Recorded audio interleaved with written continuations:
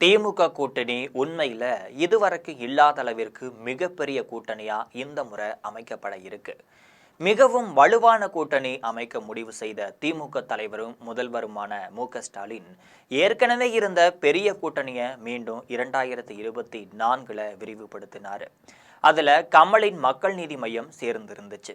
2026 சட்டசபை தேர்தலில் மேலும் விரிந்தது. உள்ளே தேமுதிகவை கொண்டு வந்தார் முதல்வர் ஸ்டாலின் அவர்கள்.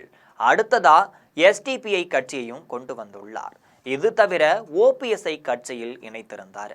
அடுத்ததா ராமதாஸை கூட்டணிக்கு கொண்டு வர போகிறார் அப்படிங்கிற எதிர்பார்ப்பு நிலவிட்டு தான் இருக்கு. ஆனா விசிக ஏற்குமா அப்படிங்கிறது தான் இப்போதைய சிக்கலாக இருக்கு.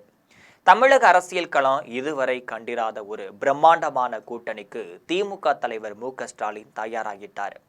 2024 மக்களவை தேர்தலில் 40க்கு 40 அப்படிங்கிற இமாலய வெற்றியை பெற்ற முதல்வர் மு.க.ஸ்டாலின் அடுத்ததா 2026 சட்டமன்ற தேர்தலில் 200க்கும் மேற்பட்ட தொகுதிகளில் வெல்லும் முனைப்பில் இருந்துட்டு இருக்காரு. இதற்காக காங்கிரஸ் விசிக இடதுசாரிகள்னு வலுவான அடித்தளத்துடன் இருந்த கூட்டணியை 2024ல் கமலஹாசன் மக்கள் நீதி மையத்தை உள்ளே இழுத்ததன் மூலமா ஸ்டாலின் அடுத்த கட்டத்திற்கு நகர்த்தி சென்றார்.